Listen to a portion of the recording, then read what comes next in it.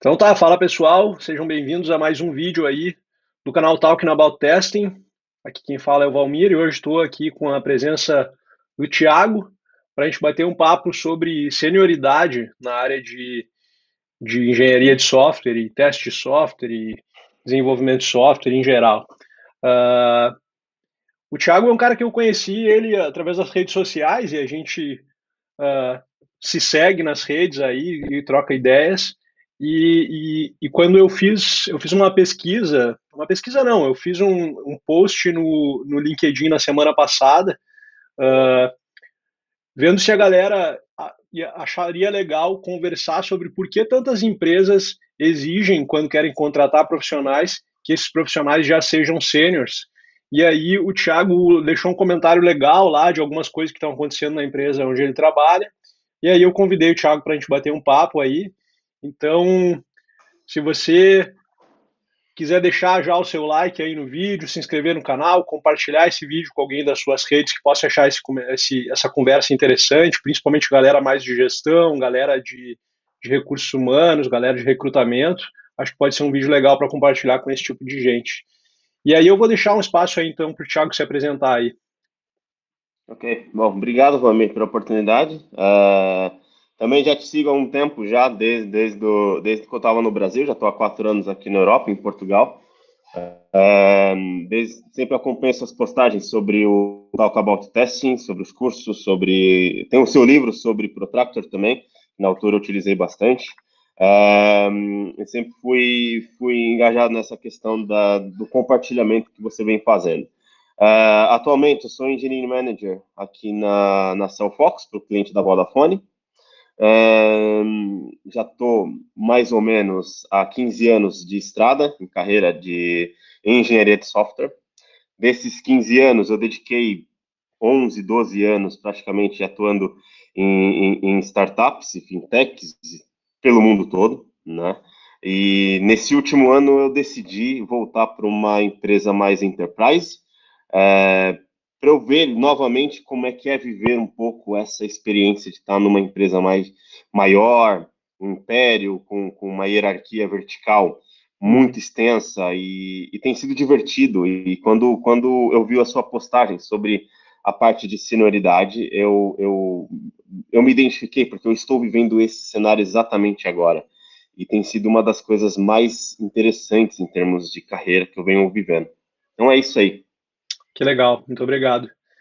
Então, eu bolei algumas perguntas aqui para esse nosso bate-papo. A ideia é Boa. a gente não vai seguir elas à risca, dependendo de como a conversa for fluindo, a gente pode ir uh, navegando, né? Mas só para a gente não ficar sem assunto, a primeira coisa que eu queria conversar contigo é se tu percebe que a grande maioria das empresas buscam profissionais sênior em relação a profissionais mais júnior, e se tu percebe isso, qual tu acha que é o motivo disso acontecer? Certo? Cara, confesso que eu já vi muito mais. Depois que você passa a entrar num contexto onde você tem esse investimento em perfis mais júniores, por exemplo, você começa a observar um pouco a indústria e ver que tem algumas empresas que acabam indo por essa linha, né? Eu gosto muito de frisar um ponto que é interessante, né? Quando você está num contexto mais de startups, principalmente início de uma startup, né, 2, 3 anos, assim, série A de Uhum, investimento, por exemplo, você tem uma necessidade muito grande de delivery, porque você com certeza.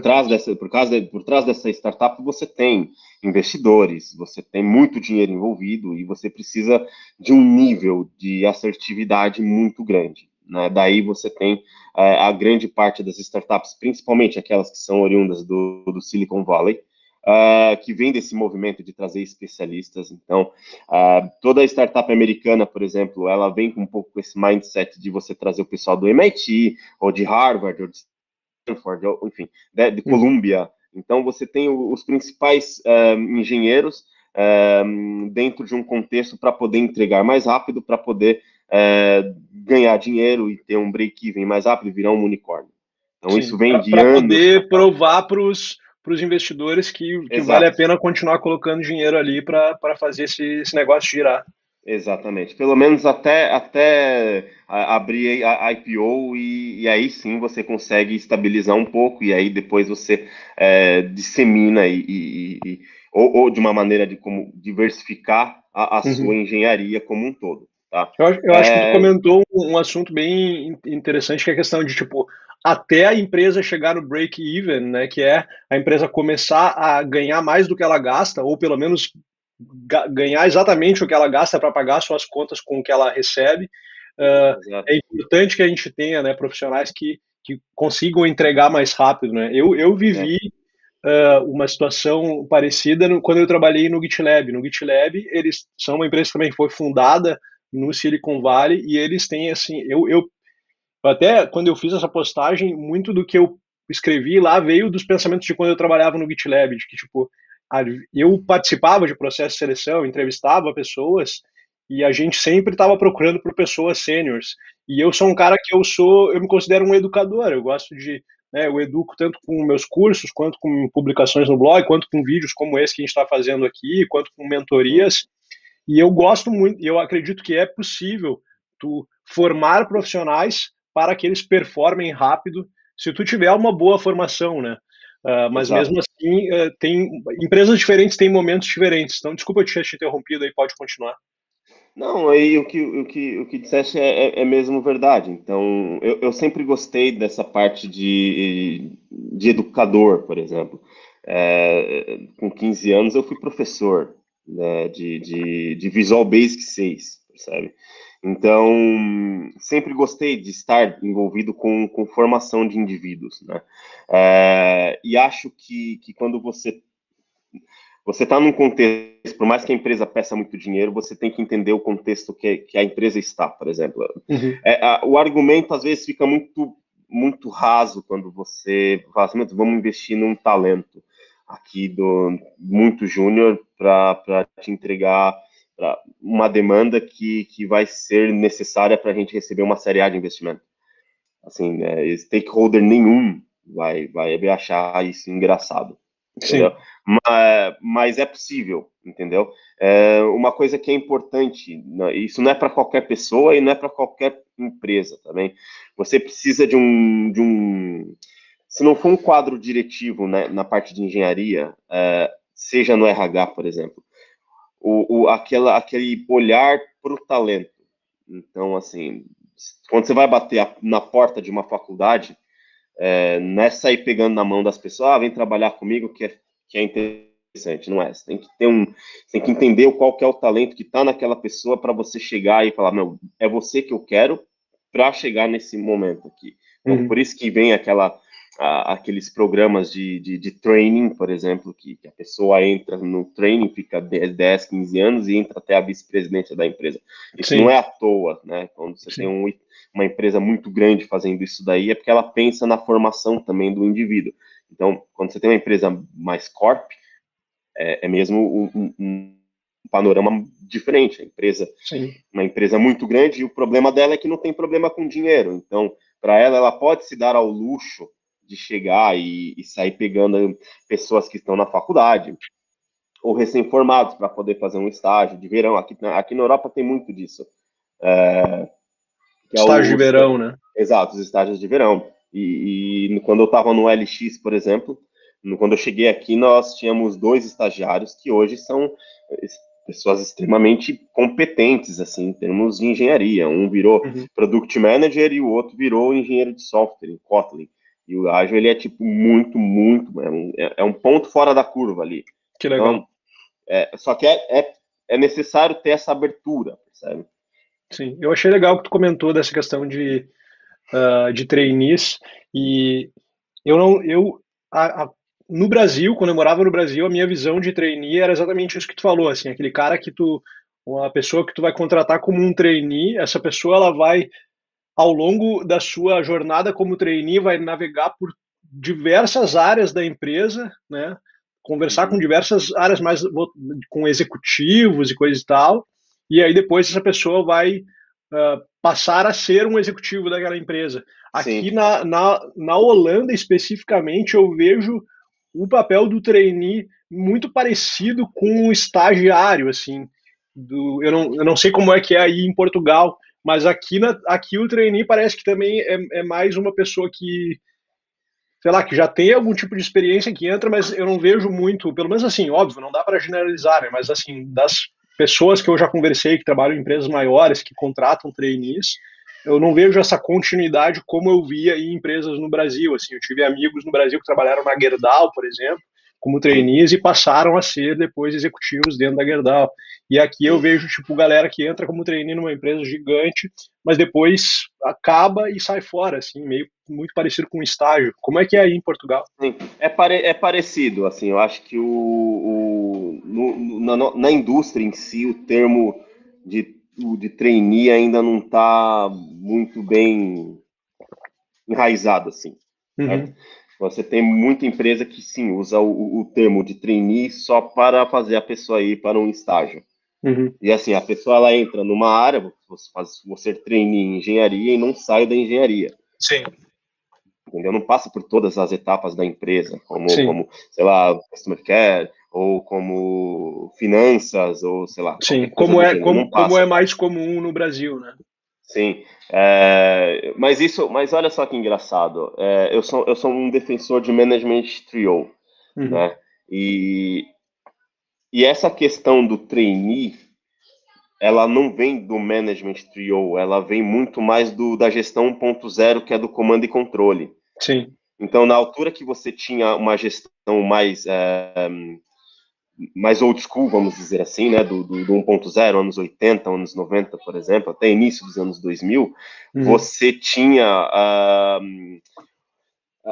um quadro onde eu contratava uma pessoa que estava na faculdade para formar essa pessoa enquanto indivíduo para minha empresa, para atender a todas as necessidades que a minha empresa precisa, porque eu preciso reter o conhecimento dessa pessoa apenas na cabeça dela. Então, você não havia tanto o compartilhamento de informações como nós temos total. hoje, né? Então, se não havia esses brainstorming entre empresas, por exemplo, empresas concorrentes. Assim, Sim, você não via nos anos 90, por exemplo, uma Nubank falando com uma outra empresa concorrente, com o Itaú, por exemplo. Você não sim, tinha isso. Hoje já é sim. mais comum. Então, quando o trainee nessa época era muito mais simples, era muito mais entendido nesse contexto do comando e controle, porque eu queria trazer uma pessoa inteligente, nova do mercado, porque tudo era muito novo até, só que eu não queria que essa pessoa saísse por aí Sim. disseminando informação. Então eu tinha que formá-la dentro da minha casa para que ela ficasse da minha casa e não saísse dela jamais. Então, quando eu, Parecido com, sei lá, engenheiros de software ou de school também, né? Que é assim, tipo, sim, eu sou o cara que manjo disso, eu não compartilho meu conhecimento com ninguém, porque daí eu garanto meu emprego. Enquanto que hoje em exato. dia, o que as empresas querem é exatamente não precisarem depender de uma pessoa só. Elas querem uma pessoa que saiba disseminar esse conhecimento para Sim, que, se ela estiver doente, se ela tiver que sair da empresa, se ela mudar de área, as coisas possam continuar funcionando, né? sim. Exatamente. Então, isso foi se dando. Talvez esteja voltando agora.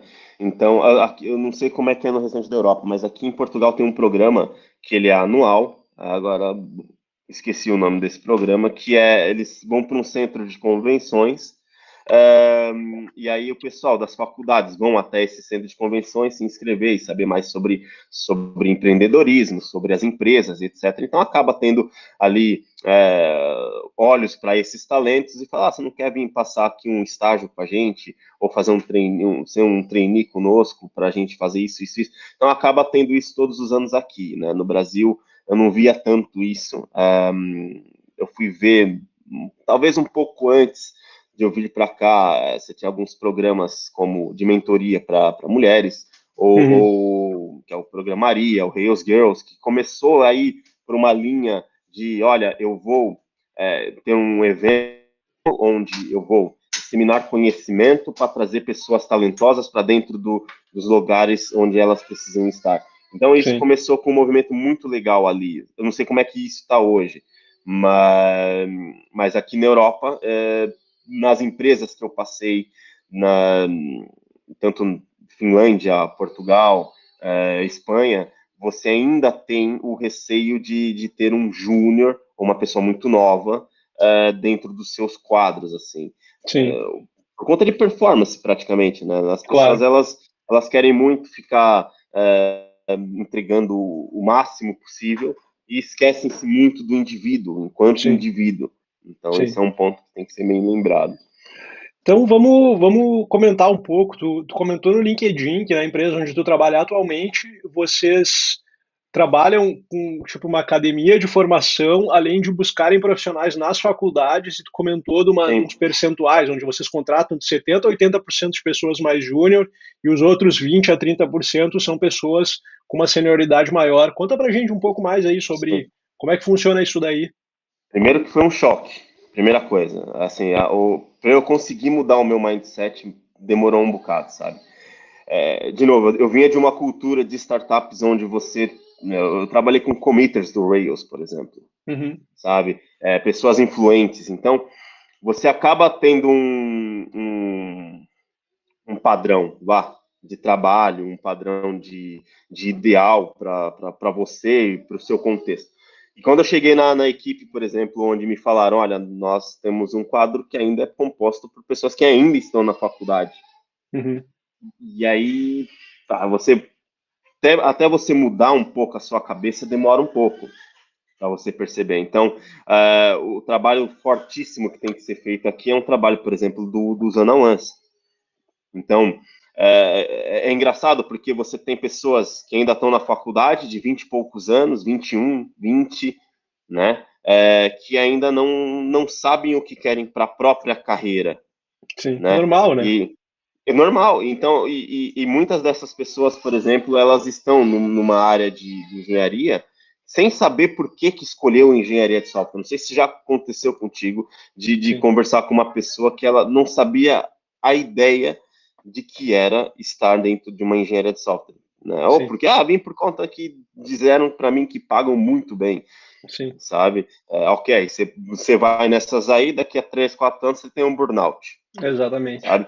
Então, e quando eu comecei a entender esse novo processo, de que, olha, eu estou numa posição onde eu tenho que cuidar dessas pessoas e eu não quero correr o risco de formar um mau profissional para o mercado, você passa a estudar muito mais. Começa a estudar muito mais sobre liderança e gestão, começa a estudar até muito mais sobre engenharia de software para você poder orientar essa pessoa de uma maneira que ela não possa se perder.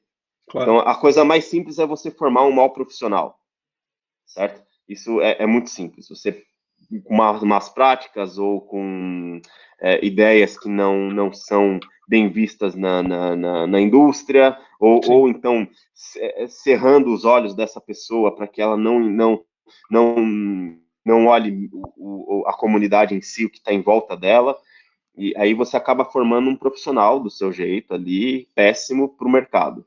Tá? Por outro lado, se você tem esse acompanhamento da própria indústria de software, o que ela te oferece, aí sim, durante os one-on-ones você consegue extrair o que a pessoa tem de melhor. Então você consegue extrair o talento dela. sim, É difícil, porque quando você tem um indivíduo que chega e fala, meu, eu não sei o que eu quero para minha carreira. Quando você escuta isso, você tá.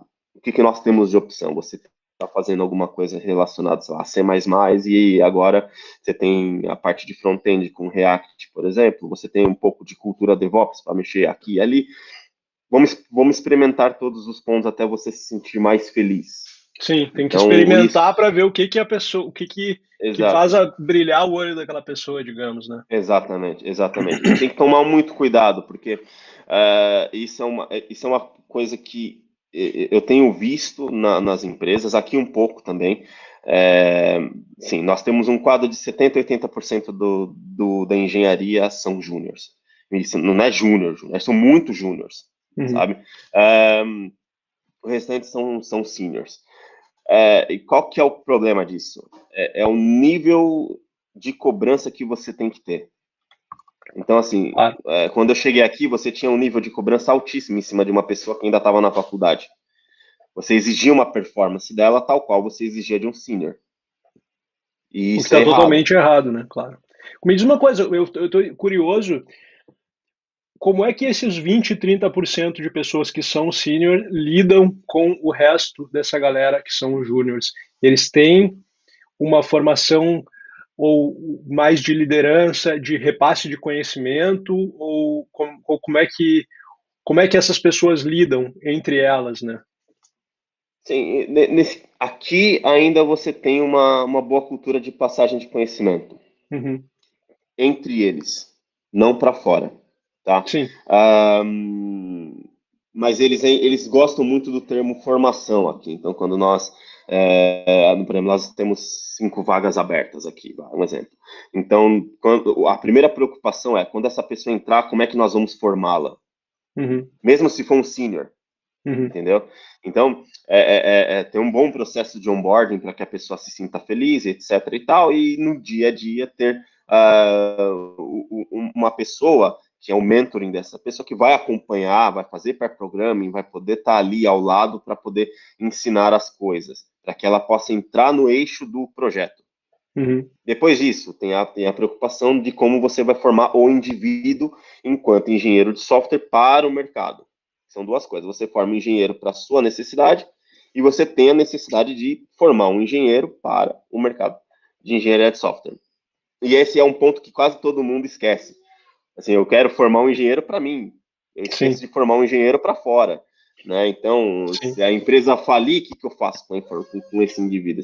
Esse indivíduo simplesmente vai ter um nível de frustração altíssimo, porque ele vai encarar aquele contexto como verdade absoluta, e se esse contexto for um contexto de más práticas, ele vai achar que a má prática é uma verdade absoluta. Claro. E Então, senioridade é uma coisa que é de contexto também, né? Que sim, pode, assim, ser um sênior numa uma empresa muito pequena e ser um sênior numa enterprise pode ser uma coisa sim. completamente diferente, né? Sim, sim, exato. Então, os seniors aqui, eles têm essa preocupação da formação interna, Uhum. certo? Com esses mais júniores, assim. Mas ainda o nível de exigência ainda é um pouco alto. Então, Entendi. tem que ser, aos poucos, tem que desconstruir isso. Eu não posso fazer com que a vontade da pessoa se transforme na mesma proporção do tamanho da frustração dela.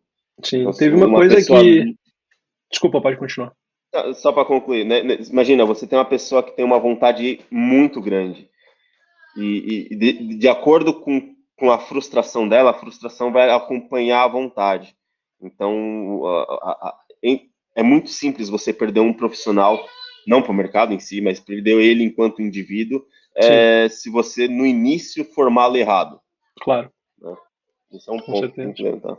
Teve uma coisa que me veio à mente agora, que num dos livros do Uncle Bob que eu li, acho que foi o Clean Agile, ele fala sobre a questão de, às vezes, tu tem um time só de seniors e tu tem um time que tem galeras mais mistas, assim, onde tu tem diversos papéis, e ele pegou, assim, exemplos reais, assim, de projetos onde tinha esses dois cenários, digamos, mas a cultura nesses dois cenários era completamente diferente, onde no cenário onde todos eram seniors, era aquela cultura mais old school de eu sou quem mexe nessa parte do código, tu mexe naquela outra, a gente não se fala, né? Sim. Enquanto que tinha um outro time onde tinham pessoas muito mais júniores, mas eles tinham uma cultura colaborativa, de troca de conhecimento, de vestir diferentes chapéus, de tipo se ajudar. Uhum. E daí ele mostra dados de que esse time que era mais júnior, na verdade, no fim das contas, conseguia entregar muito mais do que esse time de seniors por, pela questão cultural, né? Ou seja, não adianta só tu ter os melhores profissionais se eles são profissionais que não sabem trabalhar em time, que só sabem trabalhar sozinhos, né? No The Software Craftsman, do Sandro Mancuso, ele fala alguma coisa do tipo também. Sim, E é exatamente isso. Uma coisa que tem que assim, a parte cultural é uma coisa que ela tem que ser muito bem definida. Nos dois contextos. No contexto onde você tem só especialistas, você tem que ter uma cultura de colaboração muito mais elevada. E quando você tem pessoas mais júnior, isso tem que ser muito mais trabalhado. Então, no nosso caso aqui na Cell Focus, temos um tech lead por equipe e um senior por equipe, o restante é tudo júnior, uhum, certo? E nesse caso, nós temos aqui uma cultura que é de autonomia e colaboração. certo? Então, assim, eu te dou autonomia para você tomar as suas decisões, Uhum. e só que em troca disso eu quero que você tenha o máximo de colaboração possível. Então, Legal. uma das regras é que não há pessoas que trabalham sozinhas. Eu tenho todas as equipes trabalham, todas as pessoas em pair programming. Perfeito. Então, até mesmo o júnior com mais sênior, o júnior com tech lead, certo? E todos com todos, porque se eu crio uma cultura do individualismo nesse contexto, vai acontecer isso que foi citado, que eu vou Sim, ter pessoas extremamente competentes, especialistas, cada um vai olhar somente para o seu, e que isso pode gerar uma falha extremamente grande em termos de entrega, né? exatamente. Então, quando você educa do zero uma pessoa que, olha, tenta sempre trabalhar em pair programming, ou então, quando você for fazer um MR, um code review, faça em pair, para você entender o que está acontecendo. Se você viu que tem algo que foi falado no MR que você não concorde, tenta estudar o termo para você tentar entender o que está acontecendo, se realmente isso é algo que a comunidade em si faz, Uhum. ou se é um padrão na indústria, não seja simplesmente a pessoa que pensa que trabalha sozinho e é o melhor de todos, porque você acaba indo por muitos erros, assim, você Isso aí nunca é vai coisa ter do um time passado, né? escalável. Exato. Você É. tem não escala a engenharia dessa forma. Achei muito legal o que tu comentou desse livro do Sandro Mancuso, porque no Clean Agile do Uncle Bob, tem um Ele capítulo tem uma que é um participação. capítulo do Sandro Mancuso, Sim, e, cara, é o melhor capítulo do livro. Por sim, sim, incrível que sim, pareça, é o melhor capítulo do livro, assim, sim. o texto do Uncle Bob é muito bom, mas o do Sandro Mancuso é sensacional. Um dia a gente tinha que bater um papo sobre software craftsmanship para Boa, explorar um pouco mais disso. Mas, cara, boa. eu queria perguntar para ti agora, quais tu considera, então, assim, as principais vantagens de formar profissionais internamente? Você reduz drasticamente o turnover. Esse é um ponto principal. Assim, pessoas seniors a gente sabe que é disputado pelo mercado a tapa. Uhum. O inverso já não, porque o mercado só quer o senior. Quando você Sim, forma um excelente talento, aquele talento ele tem por si só a capacidade de abraçar a causa. Né? Então, se você, não sei se você já chegou a ler o No Rules Rules do Netflix, não, cara, ele tem uma parte que é engraçada, que ele estimula que as pessoas vão para o mercado para procurar emprego. O, o, o CEO da empresa, o Reed. E o que acontece? Ele quer que as pessoas vão para eles voltarem para cá e falar, não, eu estou realmente no melhor lugar. legal. Entendeu? Só que você só consegue esse nível como é que eu posso dizer, de amor, vamos dizer assim. Eu não gosto muito de usar a palavra amor, mas pronto. Esse nível de comprometimento com a empresa, quando você tem uma cultura interessante e que você é abraçado desde os primeiros passos. Com certeza. Obviamente que você tem que ter outros cuidados, por exemplo, você não pode cometer injustiças. Sim, Então, óbvio, quando você tem uma pessoa que é júnior, fatalmente você vai treinando essa pessoa e ela vai ganhando um nível técnico elevado, tal qual você tem um júnior, um mid-level ou um senior no mercado. Então sim. você tem que tomar cuidado na hora de cometer a injustiça com uma pessoa que você está formando para você não sobressair, é, trazer uma pessoa do mercado sem ter que valorizá-la. Sim, sim.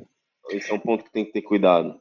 Tu acredita que tem uma coisa que eu acredito muito, daí eu queria saber o teu ponto de vista. Eu acredito muito que quando tu tem digamos, um programa de mentoria interno, como tu comentou que vocês têm aí, Uhum. que tu consegue formar pessoas júnior e elas começam a performar mais rápido e se tornam sêniores mais rápido do que se tu Sim. não tivesse um programa de mentoria interno. O que que tu acha desse tipo de programa? Fantástico, fantástico. Nós tivemos um caso agora, inclusive. Nós estamos passando uma pessoa para senior. Uhum, Aqui é chamado de academia mesmo. Nós uhum, chamamos de academia. E o pessoal da academia vai até as escolas, as faculdades, etc. Tem um trabalho de triagem ali e trazem para uma turma. E essa turma que vai até o fim, acho que são 3 ou 6 meses de estudo, como se fosse um bootcamp, vá. Uhum. E depois essas pessoas, elas são disponibilizadas para as oportunidades da própria Cellfox, né? Legal. E nós temos um dos rapazes que está sendo indo para sênior agora, ele veio da academia e ele está com 1 ano e meio, 2 anos de carreira só. Uhum. Mas ele chegou num nível técnico, em C++ ainda, cara, que é uma das coisas mais difíceis. Então ele chegou num nível técnico tão alto que, por exemplo, quando eu vou ter uma discussão com pessoas mais técnicas, com tech leads, por exemplo, Chama eu ele. chamo essa pessoa, Que eu tenho legal. que chamá-lo, porque ele tem uma visão que os outros não têm, Claro. né? E é novo, ele vem livre de, De vícios. de vícios, exatamente. Então, para mim, essa é a principal vantagem, assim, quando você tem um Perfeito. programa de mentoria, academia e etc., é muito bom. Lembrando agora, nós fizemos quando eu trabalhei na Local Web até, nós tínhamos uma necessidade muito grande de trazer mais QAs. Uhum. E eu vi numa empresa nos Estados Unidos que eles olhavam para o Customer Care antes de sair para o mercado. E, Legal. teoricamente, o Customer Care é o principal, é a principal porta para você saber o anseio do cliente final, Uhum. certo? E como que o software tem que se E comportar em como que o todas as software... situações. Exatamente, cara. Então, eu falei o Robson Agapito era meu chefe na altura, e aí eu falei com ele, falei, vamos olhar para o Customer Care, e a gente faz um programa de treinamento e forma alguns QAs lá, Sim. dentro da Local Web.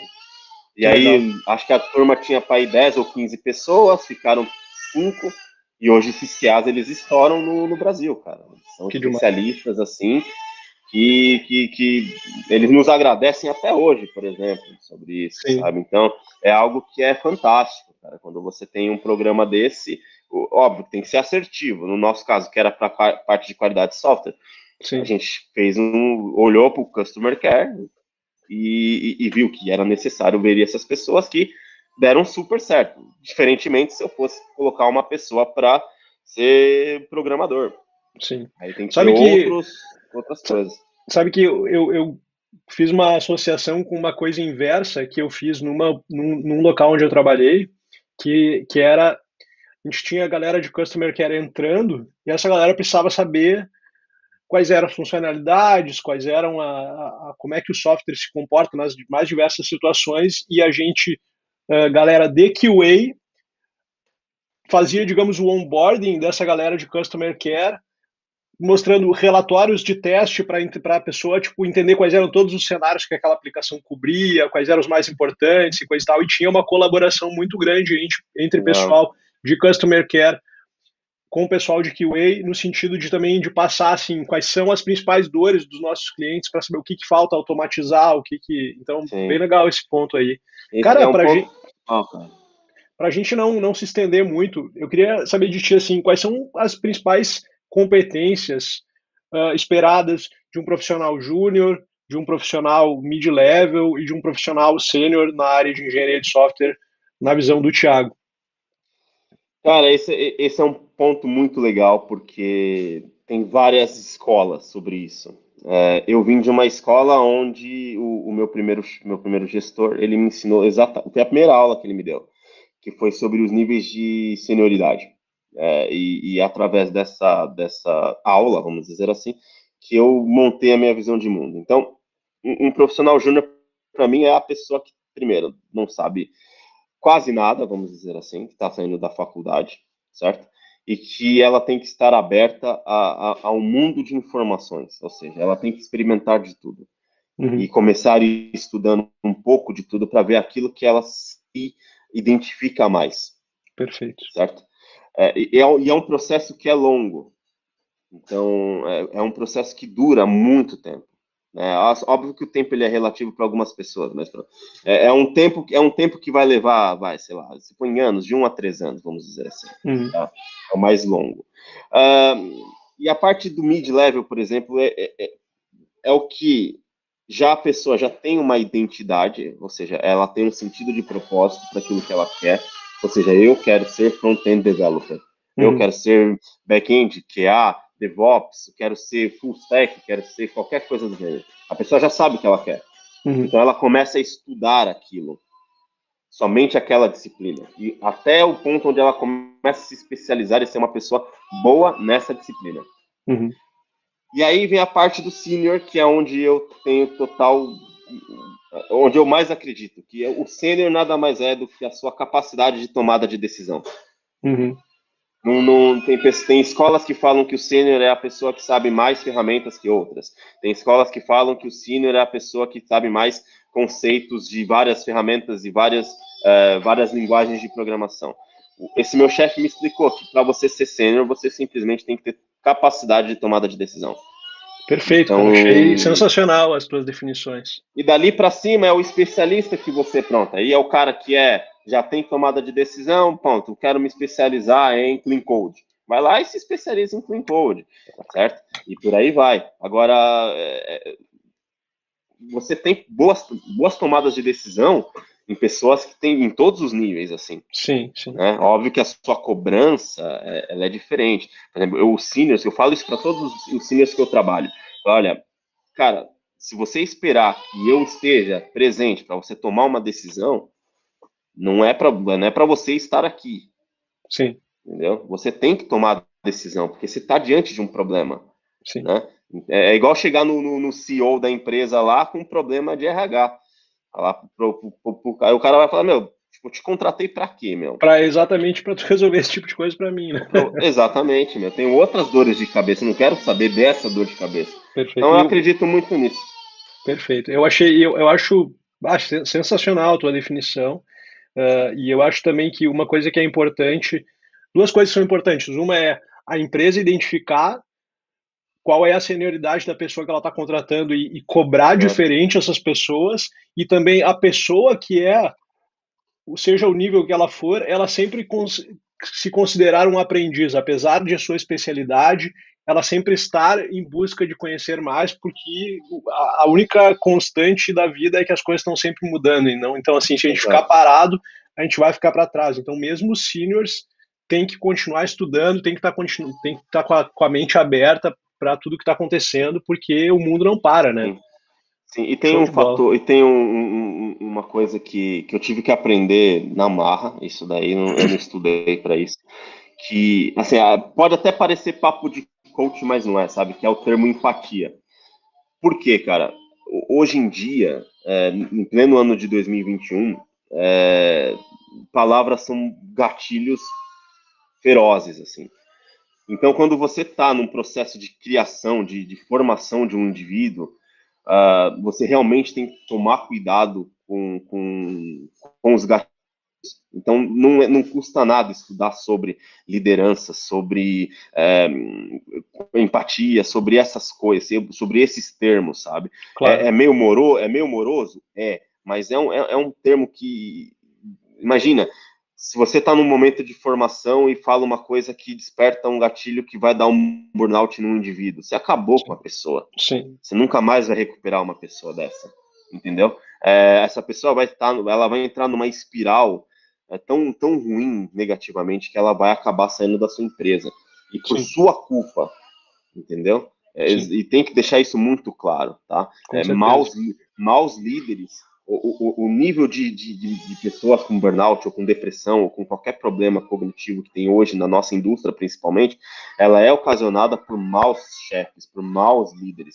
Não é a Concordo plenamente. empresa, não é a cultura, A gente é fica a numa pessoa. empresa porque a gente tem um bom líder, e a gente sai porque a gente tem um mau líder. É preto e branco, é Exatamente, simples assim, né? exatamente. E por mais que a cultura seja boa, se o seu líder for muito ruim, você vai sair. Total, com E certeza. que as pessoas tenham isso na cabeça, sabe? Então tem que tomar muito esse cuidado e não custa nada estudar um pouco de novas coisas também. Claro, com certeza. Sair da nossa caixinha, né? Sim, Eu tinha uma pergunta que meio que a gente já conversou, então eu vou pular ela, que era sobre tu contar pra gente sobre alguém que foi contratado como uma pessoa júnior e ela se desenvolveu muito, e tu comentou dessa pessoa aí que se sim. desenvolveu com C++, então acho que a gente pode pular essa daí. Pode. Uh, mas eu queria saber o que que tu achas de um profissional júnior. Tu acha que um profissional júnior tem a ensinar a um profissional sênior? Pô, total. Mas muita coisa, mas muita coisa.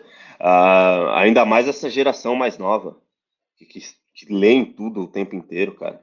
Sim, Outro dia aqui na empresa eu vi um júnior falando sobre Clean Code com um tech lead, cara. que legal.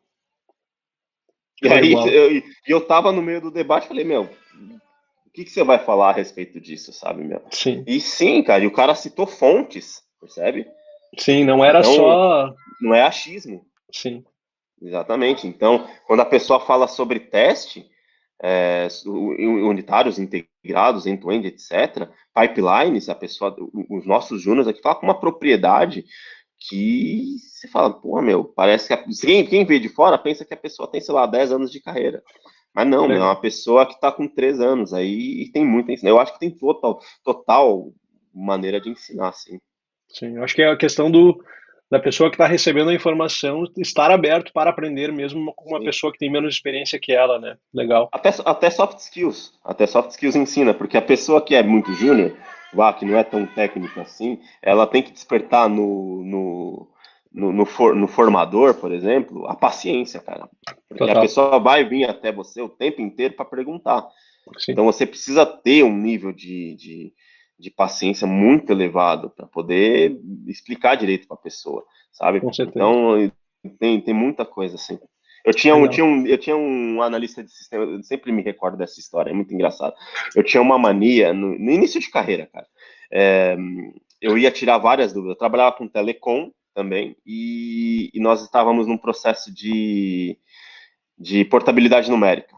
Então, lá na TIM e na Vivo, eram 30 e tantos módulos em C, em C, aliás, para ser rodado, e tinha várias regras, etc. Você tinha que aprender aquilo do dia para a noite. E eu ia falar com o analista de sistema sem caderno. E aí eu chegava lá na mesa dele e me explicava uma vez, na segunda, e eu ia com a mesma dúvida, né? E aí ele sempre falava para mim, meu, se você não vier com um caderno, eu não vou te explicar mais nada. Sim, E aí, quando ele me via ainda na mesa dele, que era antes não era esse open space, né? Era tipo era algo totalmente mais old school. Então, sim. quando ele me via de longe indo até lá, ele pegava assim, tipo, o caderno dele e fazia assim, ó, pra eu não esquecer. Mas ele me fazia ir até a metade do caminho, cara, Sim, para eu voltar, para eu voltar. E aí ele me explicava e me pedia para escrever tudo e explicar para ele o que eu tinha entendido. que legal. E- Então, e daí para frente, qualquer coisa que eu vou fazer, eu vou numa reunião ou não sei o quê, eu tenho que estar anotando as coisas. Sim. E eu falo isso para os mais jovens também. Por exemplo, quando alguém vem tirar uma dúvida comigo, eu falo, você está anotando isso? Porque eu vou te perguntar depois. Isso é uma coisa É, que cada vez está mudando mais no sentido de que não só a gente tem que anotar, como documentação é uma coisa que sim, nunca foi tão importante, né, num cenário de pandemia, onde está todo mundo remoto, onde as coisas têm que estar disponíveis de uma forma aberta para todo mundo saber, né? Então, sim, assim, isso é uma coisa que eu aprendi demais no GitLab, que é assim, tipo, tudo tem que estar documentado. E aí, muitas vezes, a pessoa vai te fazer a pergunta, e daí, em vez de tu precisar, digamos, perder tempo respondendo a pergunta, tu sabe onde tem a fonte da resposta, e tu manda um sim, link para aquela pessoa, né? Não é uma coisa tipo assim, eu não quero te responder, não, mas essa resposta já está aqui, então tu vai lá e sim, procura.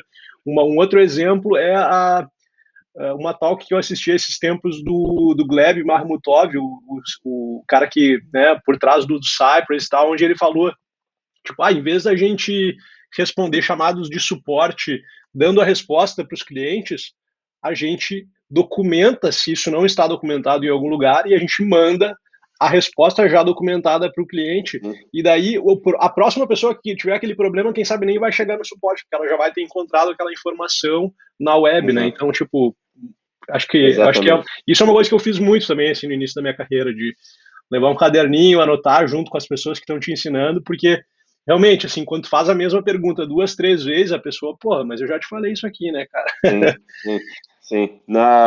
E era engraçado, porque na local web eu tinha um gestor também, que era de SAP, que para me ensinar SAP, ele também me fazia escrever um monte de coisa. E era engraçado, porque ele falava. Antes eu gostava de digitar, Uhum, né? Eu levava o computador, ele digitava, ele falava, não, eu quero que você escreva. Ah, não é por quê, Urzeiro? Porque eu quero encorajar a sua capacidade de escrita. E é engraçado isso, cara, porque eu tenho um rapaz aqui comigo que ele me disse, quando eu comecei a falar com ele sobre o negócio de escrever e fomentando a escrita, ele falou, cara, faz pelo menos 2 anos que eu não escrevo. As pessoas esquecendo como Que louco, escreve. né? Que É louco. loucura isso, cara. E aí ele falou, meu, tá sendo a coisa mais difícil é começar a escrever, cara. Entendeu? E acho que é bom, porque a escrita te desperta o lado esquerdo do cérebro, da criatividade, Claro, etc. Então, tem que haver esse modus operandi também. Então, é perfeito. interessante isso aí também. Muito legal. Cara, o papo tá muito bom. Para a gente fechar aqui, eu queria que tu deixasse alguma dica para gestores ou recrutadores sobre as vantagens de a gente formar pessoas júnior internamente, né? Para a gente fechar esse papo aqui que foi sensacional. Eu vou assistir esse papo de novo aqui porque eu gostei muito, né? E quero muito poder trocar uma ideia contigo mais para frente, quem sabe sobre software craftsmanship também. Mas se Nice, puder nice. Oh, deixar. dá bom papo isso daí, viu? Com certeza. Dá- Tem Excelente. a gente conversou esses tempos, eu e o Alexson Fortes, que foi meu mentorado sobre software craftsmanship, e ele falou: bah, Boa. vamos fazer um grupo de pessoas que queiram conversar sobre isso. Então, quem sabe vamos bolar alguma coisa para pra um próximo bate-papo. Mas se Sim, puder boa. Tem deixar um rapaz algum. aqui em Portugal também. Ah, vamos Que, fechar um que... grupo aí. Mas se Olha, tu eu puder, fecho, então, super. deixar alguma dica aí mais para a galera de gestão, galera de recrutamento e seleção, o que essa galera o que tu pode deixar de dica para sobre a importância de a gente formar pessoas internamente ou de contratar pessoas da academia, esse tipo de coisa? Boa. Cara, eu sou uma pessoa que é viciada em leitura. Então eu vou indicar alguns livros, cara, Ótimo, que me formaram enquanto profissional de engenharia de software, tá? ótimo. Então, leituras como Pragmatic Programmer, do Andy Hunt. O próprio Software Craftsman tanto é que nesse livro do Sandro Mancuso, em toda empresa que eu entro, eu compro e dou para a empresa. Que legal. Porque tem uma parte que fala exatamente sobre cultura e sobre processos de contratação, sobre hiring. Como você contratar as pessoas certas para os lugares certos. Perfeito. E a partir desse capítulo de hiring, por exemplo, que a minha capacidade de contratação de pessoas certas ficou muito maior. Então, esse livro é fantástico. Tem um livro da Kim Scott, que é o Radical Condor, ou Empatia Assertiva, que eu terminei recentemente. Essa mulher foi gestora no Google, e essa pessoa, essa mulher, ela simplesmente tem um modelo de liderança que é fantástico, assim, cara.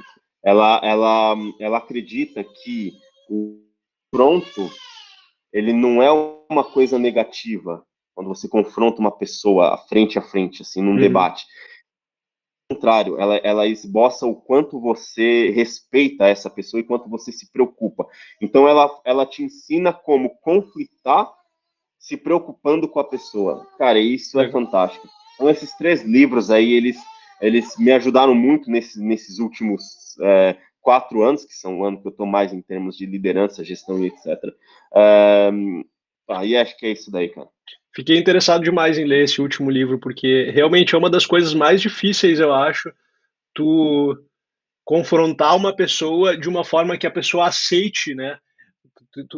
Tipo, eu sou uma pessoa, cara, que eu gosto muito de. Se eu não Se a pessoa me fala uma coisa e eu não aceito de cara, eu vou pedir um argumento. Só que o Sim, como tu pede um argumento, a pessoa que está recebendo pode se sentir confrontada de uma forma negativa. Então, saber como fazer isso, fiquei super interessado. Ótimas é dicas. Eu muito vou. bom, é muito bom. É da Kim Tiago, Scott. show de bola. Tiago, show de bola. Muito obrigado pelo teu tempo Olha, eu que aí. Muito agradeço. obrigado por esse bate-papo. Foi sensacional. Eu tenho certeza que a galera que assistir vai gostar demais. Eu vou Boa. depois deixar na descrição do vídeo o link também do teu perfil no LinkedIn, se a galera quiser se conectar contigo para trocar Legal. ideias. Boa. Né? Se você gostou aí desse vídeo, não esquece de deixar um like, se inscrever no canal, compartilhar com as suas redes, compartilhar com gestores, compartilhar com recrutadores, né? Compartilhar com a galera que está fazendo esse movimento de recrutar pessoas, né? E muito obrigado mais uma vez aí, Thiago. Valeu.